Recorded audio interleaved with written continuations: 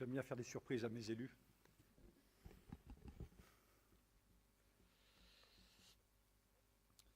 Madame la vice-présidente de la formation des personnes âgées du CDA 18, mesdames et messieurs, chers amis, je veux dire si un petit clin d'œil au vice-président du conseil départemental parce que les représentantes sont très féminines.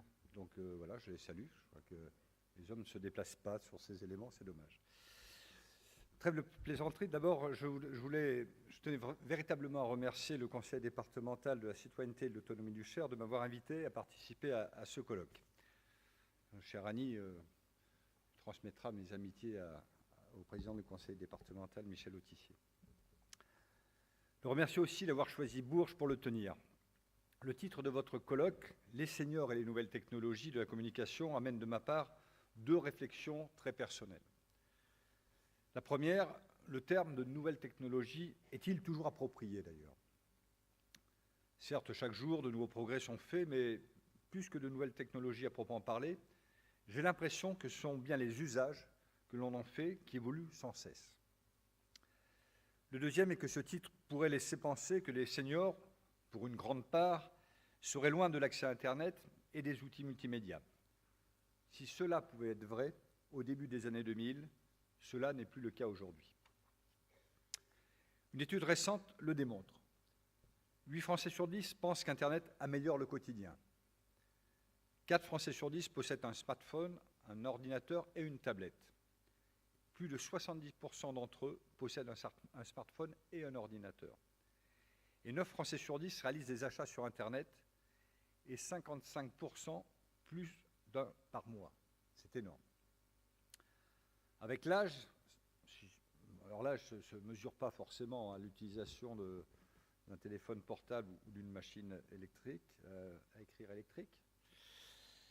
Avec l'âge, ils sont peut-être moins intéressés par un nouveau produit, du simple fait qu'il soit nouveau. En revanche, on apprécie les nouveautés, qu'il apporte réellement un service, une amélioration de la qualité sur le plan du confort ou de la pratique. Ces outils contribuent à maintenir une qualité de vie à domicile, notamment en termes de sécurité, de confort, de santé et de communication.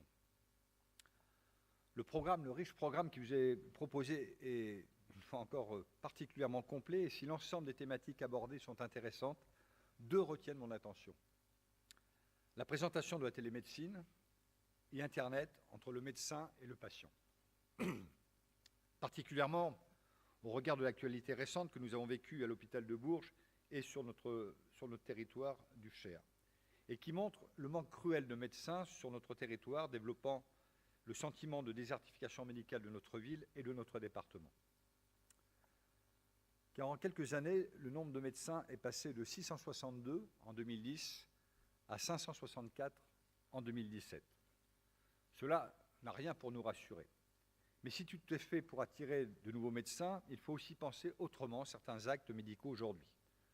Sans bien entendu remplacer la visite régulière de proches, voire de membres d'associations spécialisées, ces réflexions sont celles d'un élu avec les limites que cela peut avoir.